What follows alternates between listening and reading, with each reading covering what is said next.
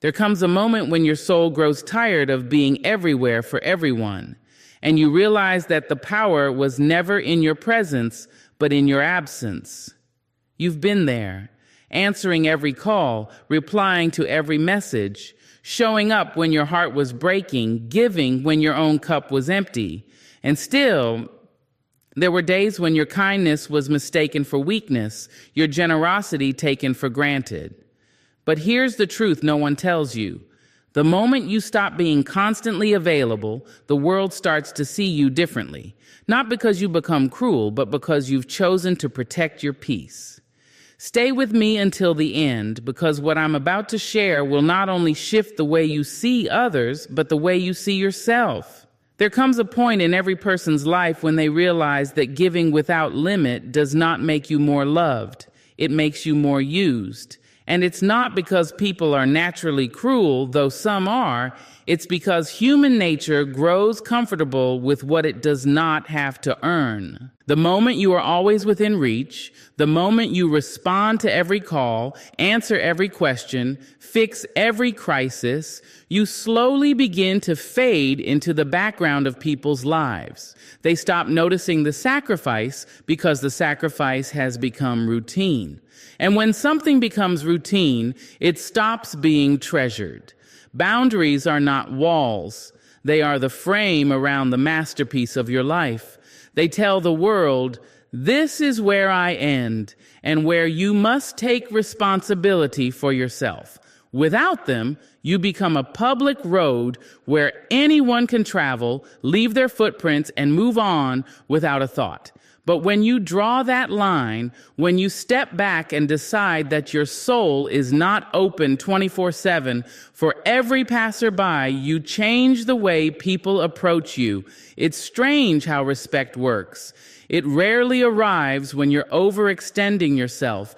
It rarely blossoms when you're bending so far to accommodate others that your own spine aches. No, respect often blooms in the soil of absence, in the rare air of no. When you tell someone you are unavailable, you send a message that your time, your energy, and your spirit are valuable commodities. And anything valuable must be approached with care. The people who truly see you, who truly love you, will not be angered by your boundaries. They will be anchored by them. They will understand that in protecting yourself, you are protecting the very connection you share. Because when you are exhausted, when you are drained, you cannot offer the best of yourself to anyone. You can only give scraps, and scraps are not what real love deserves. You will notice a shift almost instantly when you start saying no. Not the loud, aggressive kind of no, but the calm, firm, steady one. The no that says, I hear you, but I cannot. I care for you, but I must care for myself first. Some people will be startled by this. They will have grown accustomed to the version of you who sacrifices without pause, who sets herself on fire to keep others warm. And when the flames go out, they may shiver, they may protest, they may even accuse you of being selfish. Let them. Because selfishness is taking without gratitude. Self-care is giving with intention. There is a world of difference between the two, and you are not required to destroy yourself to prove your love. You are not required to be endlessly accessible to be worthy of belonging. When you stop being constantly available, you begin to see clearly who values you for your presence and who values you for your usefulness. There's a difference. One is rooted in love, the other is rooted in convenience. And if someone's connection to you cannot survive your unavailability, it was never love, it was dependency. Setting boundaries is an act of faith in yourself. It is declaring that your worth is not up for debate, that your time is not a limitless resource to be squandered, that your emotional well-being is a priority, not an afterthought. And this shift does not just change how others see you, it changes how you see yourself. You will start to walk differently. You will speak differently. You will no longer apologize for needing rest.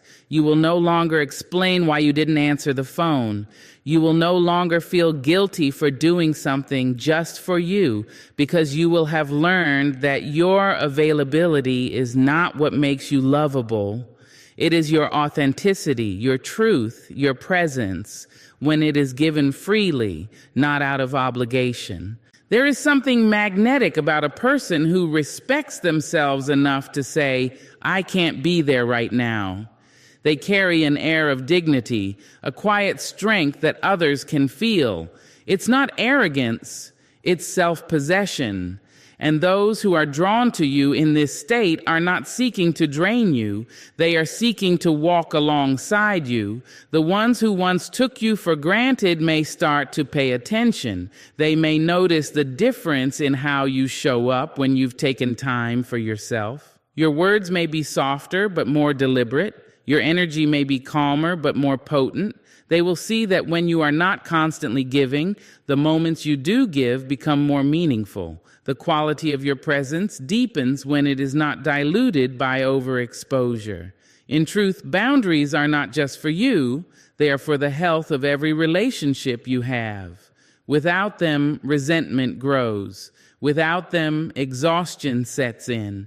Without them, love becomes a burden rather than a joy. But with them, there is space for longing, for appreciation, for the quiet joy of knowing that your connection is chosen, not demanded. We teach people how to treat us by what we allow, by what we accept, by what we reinforce. If you always answer at 2 a.m., they will always call at 2 a.m. If you always rearrange your plans for their convenience, they will never consider your plans important. But the moment you stop doing these things, not out of anger, but out of self-respect, you change the unspoken rules between you. You teach them that your time is sacred, that your energy has limits, that your love is deep, but not endless without reciprocity. You may fear losing people when you enforce your boundaries, and you will, but the ones you lose are not a loss. They are a revelation. They reveal who was here for you and who was here for what you could do for them. It will hurt, yes, but it will also heal, because the space they leave will be filled with those who meet you with mutual respect, who understand the balance between giving and receiving, who see you not just as a source, but as a soul. There will be moments when you doubt yourself, when the old habit of overextending whispers that you are letting someone down, that you are failing as a friend, a partner, a parent, a colleague. But pause and ask yourself, what about you? Are you letting yourself down by always being the safety net for others while no one is the safety net for you? Boundaries are the answer to that imbalance. You do not have to announce them loudly. You do not have to defend them endlessly. You simply have to live them consistently. Over time, people will adjust. Those who cannot will drift away, and those who remain will love you more fully because they will see you as a person, not a service. Boundaries birth respect because they draw a clear line between what you give and what you keep. They remind others and yourself that you are not infinite in capacity, but you are infinite in worth. And when your worth is recognized, not because you are always available, but because you are always true, the relationships you build will not just survive, they will thrive. There comes a time when words are no longer necessary, not because you have nothing to say, but because you finally realize that not everyone is willing, ready, or capable of hearing you. You could spend hours explaining your heart, your decisions, your boundaries, and still there will be people who twist your meaning to fit the story they've already decided to believe. That is why silence is not weakness. Silence is wisdom.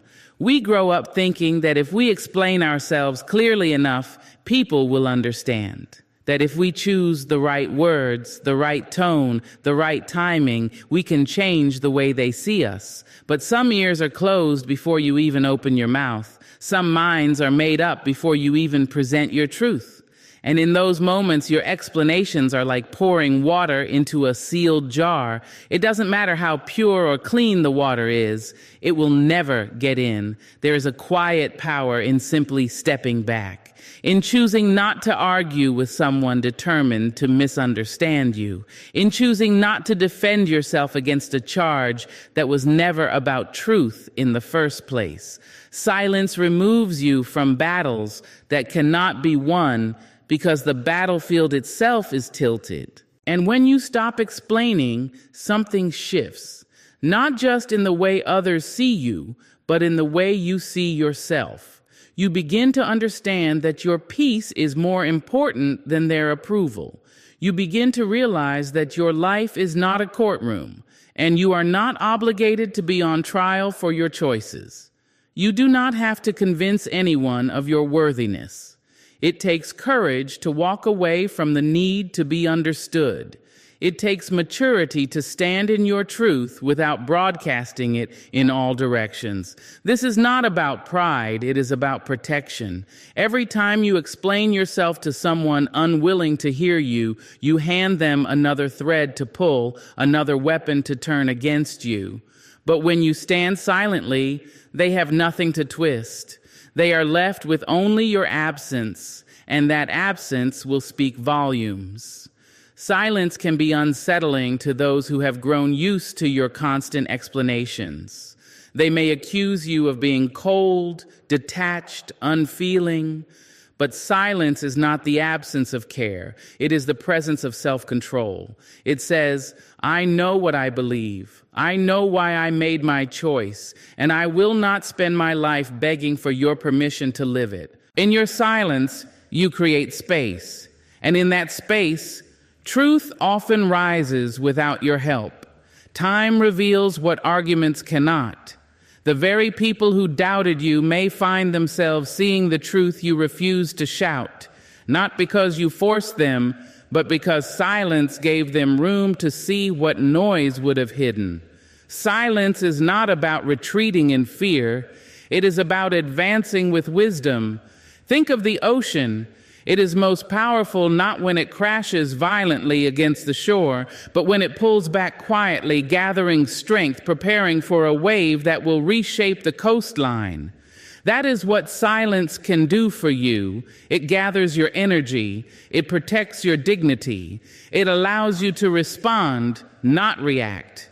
We often believe that if we are silent, we will be forgotten. But silence can make you unforgettable. Words are everywhere. People hear them all day from everyone about everything. But silence is rare. Silence is noticed. When you refuse to argue, refuse to defend, refuse to over-explain, people take note.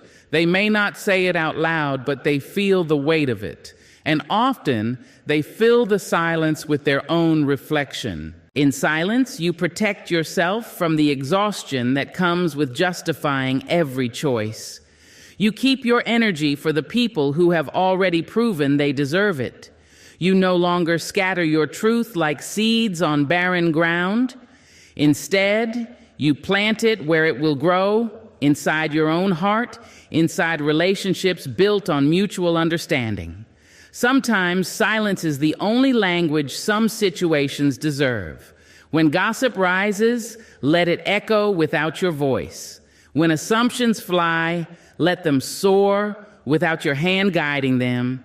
When judgment comes, let it pass through the air without clinging to your spirit. Silence can't stop people from speaking, but it can stop their words from becoming your burden.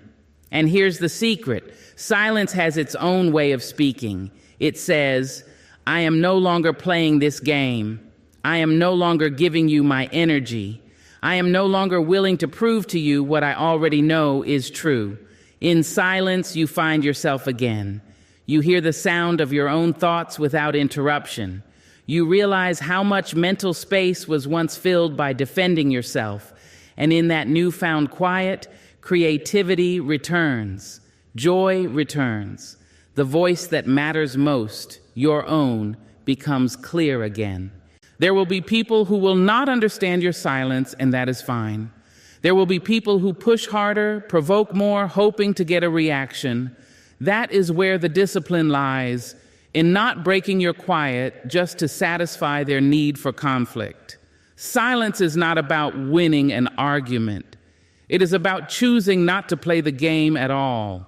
It will feel strange at first, this quiet, especially if you have lived a life of over-explaining, of smoothing over misunderstandings, of making sure everyone is comfortable even when you were not. You will feel the urge to fill the silence with words, but with time you will see how freeing it is. You will see how much more peace you have when you no longer hand out pieces of your truth to people who only intend to throw them back. Silence will teach you patience. It will teach you to trust the natural unfolding of events. It will show you that not every story needs your commentary. Not every misunderstanding needs your correction. Not every opinion about you needs your response. The world will still spin without your constant explanations. The people who love you will still love you without your endless justifications. And the truth will still be the truth, whether or not you speak it out loud in that moment. When you learn to trust silence, you also learn to trust yourself. You stop fearing that you will be erased if you do not defend your place. You stop believing that your worth is tied to how well you can make others see you. Instead, you rest in the knowledge that you already know who you are, and that is enough. That is the gift of silence. It doesn't just speak louder than explanations. It speaks directly to your soul, reminding you that your peace is your power, and you don't have to spend it to prove a point. When you stop being endlessly available, something miraculous happens. You start to feel the hours in your day again. For so long, your time hasn't been yours. It's been stretched thin across other people's needs, stitched into the fabric of their schedules, poured into cups that never seemed to stay full. You've moved through life like a clock with no hands, constantly ticking but never really telling your own time. Then one day you make a change. You say no to a request. You let a call go unanswered. You decline an invitation that would have left you drained. And suddenly you find yourself with an empty space in your day. At first, it feels strange, almost uncomfortable. You're so used to being in motion that stillness feels like a mistake. But then, like the sun slowly breaking through a heavy sky, you realize you have just reclaimed a piece of your life. Time is the most precious thing you own, yet it's the easiest thing to give away without thinking. You hand it over in minutes, in hours, in days, not realizing how quickly it vanishes. And unlike money, unlike possessions, time will never return once it's spent. But when you step back from constant availability, time begins to return, not because the hours themselves come back, but because you stop letting them be stolen. You begin to notice mornings again. You make your coffee without rushing. You hear the sound of your own breath as you sit in quiet. You remember what it feels like to have a moment with no agenda, no one pulling at you, no clock running you down. That kind of time is not just measured in minutes, it's measured in presence. The more you protect your time, the more intentional you become with it. You stop cramming your schedule with obligations that have no real meaning to you. You stop saying yes just to avoid disappointing someone. You stop filling every gap with noise. And in that empty space, you discover things you thought you'd lost. The joy of reading without distraction, the peace of walking without hurrying, the simple pleasure of doing nothing at all and feeling no guilt about it. Time returning to you is not about having fewer responsibilities. It's about refusing to carry responsibilities that aren't yours. For years, you've carried the weight of other people's emergencies, other people's mistakes, other people's endless needs. And while helping others can be beautiful, it becomes destructive when it leaves you with no time for your own life. When you draw a line, when you tell someone, I can't help you right now. You're not abandoning them. You're allowing them to stand on their own feet, and you're allowing yourself to stand on yours. There's a quiet transformation that happens when you start living in your own time. You stop feeling like life is racing past you. You stop living only in reaction to what others want. You start choosing how to spend your hours instead of letting them be chosen for you. You start to see that your time is your life. It's the canvas on which you paint your memories, your dreams, your rest, your growth. And if you give every brushstroke away, you'll have nothing left that truly belongs to you. When time returns to you, you notice how much of it you once wasted on people and situations that gave nothing back. You see how often you rushed for no reason, how often you rearranged your life for someone who would not have done the same for you. And while that realization can sting, it also heals, because now you know better. Now you know the value of your hours. You start to invest that time differently. You pour it into things that make your heart fuller, conversations that lift you up, work that inspires you, moments that strengthen you. You take back mornings for your own rituals, evenings for your own peace, weekends for your own joy. You stop letting guilt convince you that everyone else's schedule is more important than your own. And here's the beautiful thing. When time comes back to you, life slows down enough for you to truly live it. You notice the way sunlight hits the floor. You savor the taste of your food instead of swallowing it between tasks. You find space to listen, not just to others, but to yourself. You begin to hear the dreams you buried under layers of busyness. You begin to remember the things you once promised yourself you'd do when you had time. Well, now you have time, and the more you protect it, the richer it becomes. Because when you spend your hours with intention, even ordinary moments take on extraordinary meaning.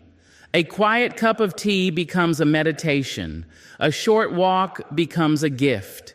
An afternoon spent creating something becomes a celebration of being alive.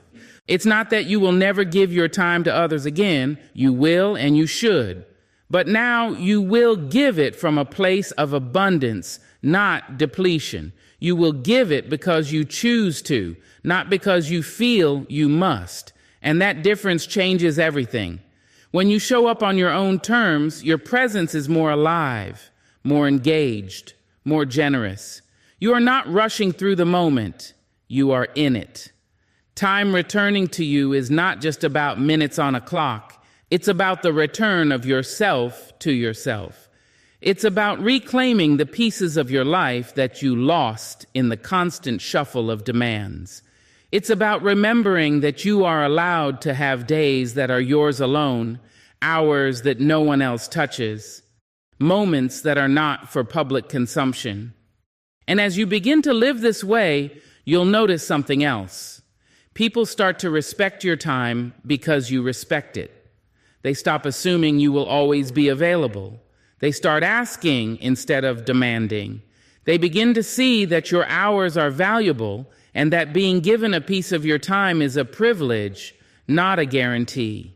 That is the quiet reward of stepping back. You not only reclaim your time, you teach others how to honor it too. When you stop being endlessly available, the truth begins to reveal itself in ways that words could never have shown you. Some people will feel your absence and reach for you, not because they need what you can give, but because they miss you. Others will vanish into silence, not because they are suddenly busy, but because without your constant giving, you are no longer useful to them. This is the part of the journey that is both beautiful and heartbreaking. It is the unveiling of who was leaning on you for support and who was leeching from you for survival. For years, you may not have noticed the difference. Both types will come to you in need. Both types will take your time, your energy, your presence. Both types will say they appreciate you. But leaners stand with you when you need them. They balance the weight. They remember the times you've carried them and offer their shoulder in return. Leechers, however, have no memory for your sacrifices. They only remember their own needs. The signs were always there, but your constant availability made it easy for them to hide. They didn't need to show you their loyalty because you never asked them to. You were always there before the test could come.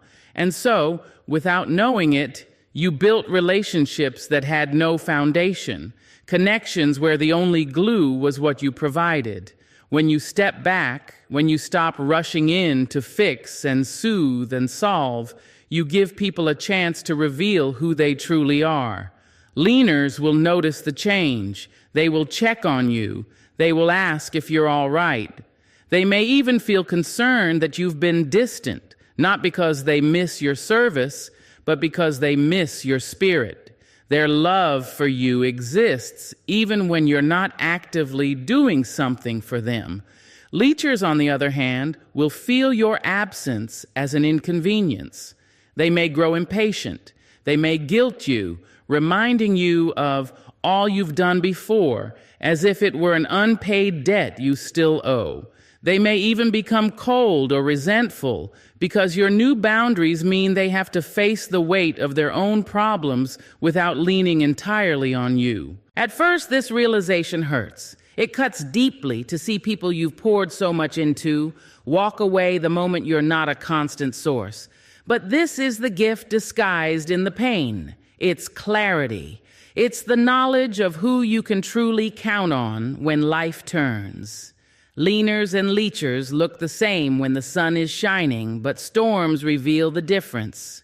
A leaner will brace themselves against you, helping to keep you steady as you keep them steady. A leecher will cling to you in panic, pulling you under in their desperation to save themselves. They are not malicious always. They are simply unprepared to carry any weight but their own. When you stop being always available, you force people to adapt. Those who value you will adjust, finding ways to maintain the bond without constant contact. They will respect your boundaries and work within them. Those who only valued your accessibility will look elsewhere, seeking the next person who will offer endless yeses without limits. This is not about blaming others for needing help. We all need help at times. The difference lies in reciprocity. A healthy relationship is a dance of giving and receiving. Sometimes you lead, sometimes you follow, sometimes you carry, and sometimes you are carried. But with leechers, you are always the one holding the weight. You become a pillar that cannot rest without the whole structure falling apart. That is not connection, it is captivity. The more you protect your time and energy, the clearer this division becomes. You will see how some people only reached out when they needed something. You will notice how your messages to them were often left unanswered unless a favor was involved.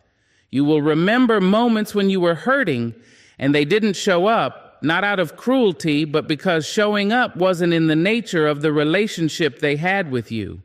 This awakening is not meant to make you bitter.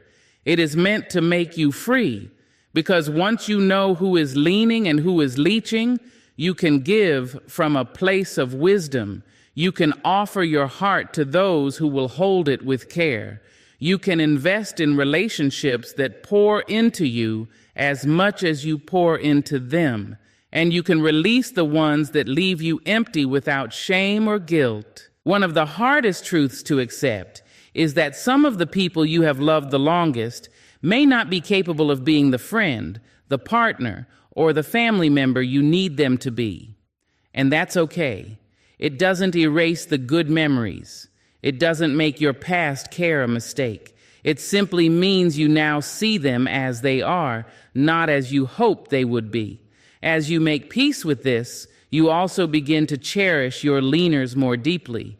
You recognize the rare and sacred nature of someone who doesn't just take from you, but stands with you. You appreciate the quiet ways they've been there all along, the check-in calls, the listening ear, the way they've noticed your absence not as a lack of service, but as a change in the rhythm of connection. You begin to pour your energy into these people, not out of obligation, but out of gratitude. You learn to say yes to those who would say yes to you without hesitation. And you stop apologizing for saying no to those who would disappear the moment you needed them. This is the alchemy of boundaries. They turn confusion into clarity. They turn resentment into discernment. And they turn relationships into choices rather than defaults. You are no longer bound to people out of habit or guilt. You choose them because they choose you. You also start to notice a shift within yourself. You no longer feel the constant anxiety of maintaining every connection at the expense of your own well-being. You no longer dread the phone ringing or the message notification, fearing another request you cannot refuse. You stand taller in your own life, knowing you are surrounded not by those who drain you, but by those who can stand beside you in equal measure. And here's the most surprising part. You may even find compassion for the leechers. You see that their constant taking comes from a place of emptiness, of not having learned how to stand on their own. You may still help them from time to time, but it will be on your terms, with clear limits, and without sacrificing yourself. You no longer try to fill their bottomless cup with your own soul. In the end, the distance you create by not being constantly available becomes a filter. It filters out dependency disguised as friendship, need disguised as love, and obligation disguised as loyalty. What remains is something purer, stronger, and infinitely more nourishing. When you finally know who was leaning and who was leeching, you carry no more illusions. You walk lighter, surrounded by those who truly walk with you. And that is the kind of company worth keeping for the rest of your life. There is a certain kind of tiredness that sleep cannot touch. It's the exhaustion that comes from carrying too many people, too many problems, too many unspoken burdens for far too long. You can rest your body, but when your mind and spirit have been drained day after day, you wake up tired. You walk through your own life like a ghost, giving pieces of yourself to everyone and wondering why there's nothing left for you.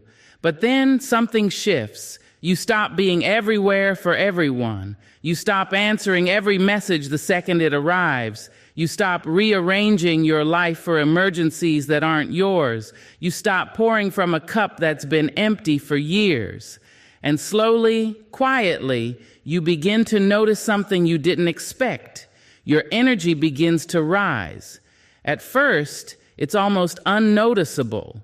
You don't leap out of bed like in a movie, but you find yourself breathing more deeply. You realize you're not as tense in your shoulders. You catch yourself humming a little while you cook. You notice your mind is less cluttered. Your patience stretches a little longer, and your thoughts feel lighter. It's not magic. It's the natural result of no longer bleeding out your energy into every open hand that reaches for you. When you keep yourself constantly available, your energy leaks in 1,000 tiny ways. A phone call in the middle of your quiet moment. A favor you said yes to even though you wanted to say no. A conversation where you listened for an hour and realized they never asked how you were. Every one of these moments chips away at your strength. You don't notice at first because you've trained yourself to run on low reserves. But the body knows, the spirit knows. And eventually, they both start to rebel. When you begin to set boundaries, that rebellion turns into restoration. Your body responds with gratitude to the stillness you've given it. Your spirit, once stretched thin, begins to fill out again. You stop feeling like a faded outline of yourself and start to remember the full, rich colors of who you were before you burned yourself out for the sake of being there for everyone. Your energy rising is not just about having more physical stamina. It's about having more life force. It's the way you feel when you're walking down the street and notice the wind on your face. It's the way you smile at someone without it feeling forced. It's the way your ideas start coming back to you because your mind finally has space to create instead of constantly firefighting other people's crises. You start to show up differently, not frantically, not with the edge of exhaustion in your voice, but with a grounded presence. People feel this shift, even if they can't name it. They notice you speak slower, listen deeper, and laugh more freely. They may not know that this is what happens when someone has stopped bleeding energy into places where it was never appreciated, but they feel it. There is also a spiritual clarity that comes when your energy is restored. You can sense when something or someone is about to drain you before it happens. You become more discerning. You no longer say yes out of guilt because you felt the cost of those yeses, and it's too high to keep paying. You learn to pause before committing, to ask yourself, does this align with where I am now? And if it doesn't, you walk away without apology. Your energy becomes magnetic when it rises, not because you are doing more, but because you are being more. When you're no longer exhausted, you stop blending into the background of your own life. You become a light that others notice, not because you are shining for them, but because you are shining from within. People often think energy comes from doing less, but in truth, it comes from doing more of what feeds you and less of what drains you. You can work hard and still feel vibrant if the work is aligned with your spirit. You can be busy and still feel alive if the busyness is made of things that matter to you. It's not about becoming untouchable. It's about becoming intentional. And here's the unexpected gift. When your energy rises, the quality of what you give to others improves. You no longer show up half present, running on fumes. When you say yes, you mean it. When you help, you give from a place of fullness. People can feel the difference between the version of you that is stretched thin and the version of you that has chosen to protect your vitality. You also stop feeling resentful. That's one of the clearest signs your energy has returned. Before, every request felt like another brick on your back, even if you smiled while saying yes. Now, because you are not overextended, you can give without bitterness. You can offer your time without secretly wishing you had kept it for yourself. This makes your relationships healthier because your giving is no longer tangled with quiet frustration. As your energy rises, you notice your own joy returning. Small things feel good again. You're more present in conversations. You remember to call people you care about, not because they need something, but just to connect. You have the capacity to dream again. Not vague, impossible dreams, but real visions for what you want to experience in your own life. And perhaps the most beautiful part is this. You stop being addicted to exhaustion. You stop wearing your busyness like a badge of honor. You stop thinking that being drained means you are important. You realize instead that true importance is measured by how deeply you live, not by how endlessly you serve. Protecting your energy becomes second nature. You stop giving access to everyone. You start trusting your instincts about who can handle your light without trying to dim it. And you release the guilt that once came with saying no. You know now that every no you give to something that drains you is a yes to something that nourishes you. With your energy restored, your life changes in ways that are hard to put into words. It's not just that you feel better, it's that you are better. Better at loving, better at listening, better at living, because you are no longer running on the scraps of yourself, you are living from the whole.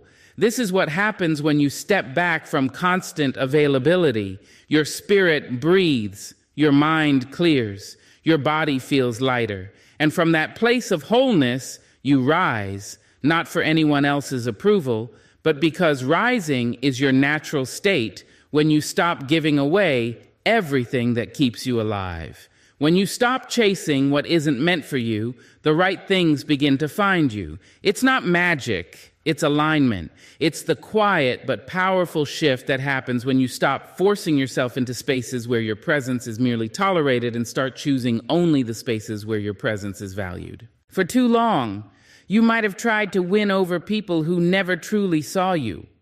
You tried to earn a place in their world by being overly kind, overly accommodating, overly available. You bent yourself into shapes you didn't recognize, all in the hope that if you could just prove yourself enough, they would finally treat you with the love and respect you deserved. But the truth is, when you have to fight that hard to be honored, you are in the wrong place. When you finally step away from those dynamics, the world begins to shift around you. You start meeting people who don't need to be convinced of your worth. They simply recognize it. You find opportunities that don't demand you shrink yourself to fit, but instead invite you to expand. You notice that life begins to reflect back the way you now treat yourself, because that's where it begins, with you. You attract what honors you by first honoring yourself. That means you stop making excuses for people who continually show you they cannot or will not value you. It means you stop breaking your own heart by staying in situations where you're only half loved. It means you speak up when something doesn't sit right with you, even if your voice shakes. When you decide that you are worthy of respect, care, and truth, you naturally repel what doesn't align with that. The people who once fed off your silence or your willingness to overextend yourself will notice the change, and some won't like it. They may try to guilt you back into old patterns. They may call you selfish, distant, or difficult. But those words no longer stick when you know the truth. Protecting your peace is not selfish, it's sacred. The beauty of attracting what honors you is that it's not about pretending to be perfect or flawless. It's about being fully yourself without fear of rejection. It's about knowing that the right people will love you not for what you can give them, but for who you are when you're not trying to prove anything. And when you live from that place, you stop accepting the bare minimum. Your energy becomes a filter. You notice how your conversations feel after they end. Do they leave you lighter or heavier? You notice how you feel in certain spaces. Do you feel seen or do you feel invisible? You notice whether someone's presence calms your spirit or makes you feel like you're walking on eggshells. And when you feel the difference, you start choosing only what feeds your spirit. As this shift deepens, life begins to mirror it back in subtle but powerful ways. Suddenly, a friendship that has been one-sided for years quietly fades away, making room for someone who reciprocates your effort. A job that has drained you for too long ends, and a new opportunity appears, one that values your time, talents, and humanity. A partner who never really showed up is replaced by someone who meets you with consistency and care. These are not accidents. They are the result of you raising your own standard and refusing to lower it again. It's not always easy. There will be moments when it feels like you are losing more than you're gaining. When you walk away from people or situations that once filled your days, the emptiness can be uncomfortable. But that space is not a loss, it's preparation. It's the fertile ground where something real can take root. And you cannot grow the kind of relationships or opportunities that honor you if your life is still full of things that drain you. The more you live in alignment with your worth, the less tolerance you have for what dishonors it. You stop entertaining half-truths, half-effort, half-love. You stop bending your boundaries just to make someone else comfortable, and you stop seeing rejection as a reflection of your value. It becomes a reflection of alignment. If someone cannot honor you, they simply are not meant to be part of your inner circle. You attract what honors you because your energy sends out a clear signal. People can sense when you respect yourself. They can sense when you are not desperate for validation, when you are not afraid to walk away if something feels wrong. That quiet confidence draws in those who are capable of meeting you where you are. It also keeps away those who would only take advantage of you. And perhaps the most profound thing is this: you stop needing constant reassurance. You no longer cling to someone's presence out of fear they will leave, because you know that what is meant for you will not require you to beg, chase, or compromise your peace. You stop worrying about whether someone likes you and start asking yourself, do I like how I feel around them? When you live like this, your life begins to fill with people, places, and opportunities that reflect back the love and respect you have learned to give yourself. It doesn't mean every day is perfect, but it does mean you move through life with a deeper sense of stability. You know who you are. You know what you deserve. And because of that, you no longer settle for anything less. The truth is, the world responds to the standard you set. When you stop accepting crumbs, you make space for the feast. When you stop making yourself small, you attract people who can handle your full presence.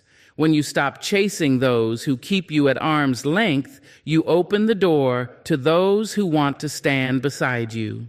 This is not arrogance, it's alignment. It's living in such a way that your very presence is an invitation for others to rise to meet you. And if they can't, you release them with grace, knowing that something better is always on its way. You attract what honors you when you decide that your life is too sacred to be spent proving your worth to those who cannot see it. And when you live from that place, you'll find that everything, love, friendship, work, peace, begins to feel lighter, freer, and more real than you ever thought possible. There comes a moment when something inside you shifts, not in a loud cinematic way, but in a quiet, undeniable click of truth. You finally see it. You finally understand. The people who mishandled you, overlooked you, or tried to diminish you were never a reflection of your worth. Their inability to see your value was not proof that it didn't exist. All it really meant was that they were not capable of recognizing what was right in front of them. You were always the prize. You just needed to remember. For so long, you may have lived as though your worth was a question waiting for someone else to answer. You might have bent yourself into uncomfortable shapes to please people who gave you crumbs in return. You may have chased approval like it was oxygen, waiting for someone's validation to make you feel like you belonged. You might have stayed in situations that hurt you simply because you were afraid that leaving would mean you were unwanted. And all along, you didn't realize that you were never supposed to convince anyone of your value. You were supposed to embody it. When this realization hits, it's both liberating and sobering. You begin to look back at the years you spent over-giving, over-apologizing, and over-explaining, and you see them for what they were, not proof that you were unworthy, but proof that you hadn't yet recognized that you already carried the thing you were searching for. You were the rare thing, the treasure, the gift. You were the steady hand in the storm, the safe place, the loyal heart. And not everyone deserved to have access to that. This is where everything starts to change. You stop moving through life as if you are auditioning for acceptance.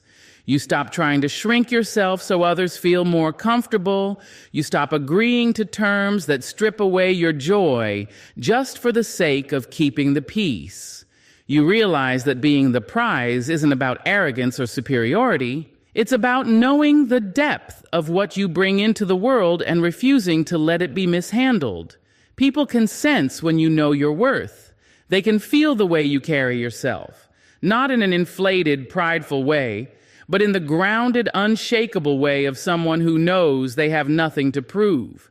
You stop chasing those who run from you. You stop begging for love that must be begged for. And in doing so, you create a gravitational pull that draws in people who value you without condition. The truth is, when you don't see yourself as the prize, you hand over your power. You end up in cycles where you are constantly auditioning for the role of being chosen, instead of realizing that the right people will choose you without you needing to perform. But when you reclaim that truth, that you are the one bringing the value, the kindness, the stability, the light, everything shifts. You stop worrying about whether someone will pick you and start asking yourself whether they are worthy of the seat at your table. You begin to move differently. You notice when someone's words don't match their actions and you quietly step back. You recognize when your kindness is being taken for granted, and you stop giving unlimited access to those who only show up when it benefits them. You no longer try to prove that you are lovable. You simply know that you are, and in that knowing, you become unshakable. There will still be people who try to treat you as though you are replaceable. Some will even attempt to diminish you when they sense that you no longer bend as easily. But this time, instead of feeling the sting of rejection, you see it for what it is: misalignment.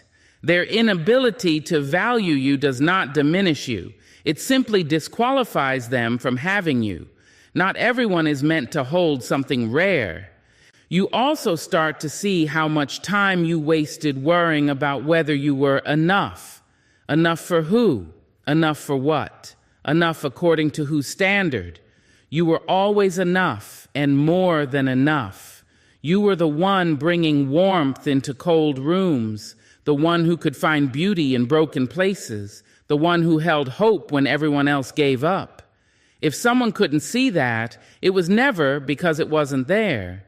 It was because their vision was too limited to recognize it. This shift also brings a new kind of peace. You stop trying to control outcomes or force connections. You no longer chase after what walks away, because you trust that anything truly meant for you will not require you to beg for its presence. And that trust makes you magnetic. You radiate a calm, grounded energy that tells the world, I know who I am. I know what I deserve. I will not settle for less. Being the prize doesn't mean you are perfect. It doesn't mean you never make mistakes or that you are above growth. It means you recognize your inherent worth even when you are still evolving. You understand that you are a work in progress and a masterpiece at the same time. And you protect yourself accordingly, not by building walls out of fear, but by building gates with discernment. When you carry yourself like the prize, you no longer measure your worth by how much you're needed, how much you give, or how well you can hold everything together. You measure it by the truth that even if you stripped away your titles, your achievements, your possessions, you would still have value simply because you exist. And that is the kind of worth no one can take from you. As you live in this truth, you notice your standards rising. The conversations you once tolerated feel empty now. The relationships you once clung to feel too heavy to carry. You'd rather have fewer people in your life than fill your days with those who only pretend to care. You'd rather wait for what's real than settle for what's convenient. You'd rather protect your energy than spend it trying to convince someone to treat you with the respect you deserve. And here's the thing, when you finally know you're the prize, you stop fearing loss. You stop thinking that if someone leaves, it's the end of something irreplaceable. You understand that your value does not decrease just because someone failed to see it.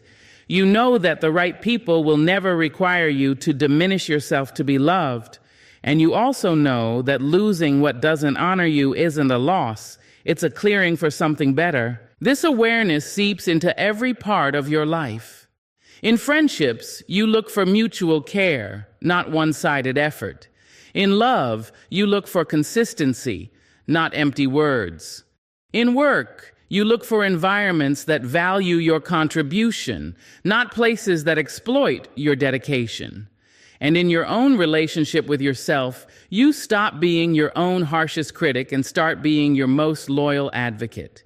You begin to walk differently, shoulders back, head high, not in arrogance, but in quiet certainty. You speak differently. Your words carry the weight of someone who knows they are not asking for too much. They are simply asking for what is fair. You choose differently. You no longer take the first offer, the bare minimum, or the half-hearted attempt. You hold out for the thing that honors you fully. There's a freedom in this way of living. It's the freedom of knowing you don't have to chase what is already yours. You don't have to prove your worth to those who are blind to it. You don't have to bargain with your dignity just to keep someone in your life. You can walk away with grace because you know that you were always the blessing in the equation. And maybe that's the most beautiful part. You realize that even when others failed to honor you, you were still the one who brought the light, the love, the stability. You were the safe place, the constant, the one who gave without keeping score. You were the rare thing they didn't know how to hold. And now instead of mourning that, you wear it like a crown. Because once you know you are the prize, you stop playing small. You stop letting fear make your choices. You stop settling for less than what you give. You live like someone who understands that their very presence is a gift, and you give it only to those who can receive it with the care it deserves. When you stop being available, you stop begging for a seat at tables that were never built for you. You become the table. You become the feast. You become the invitation. And those who come to you now come because they know you are worth the journey.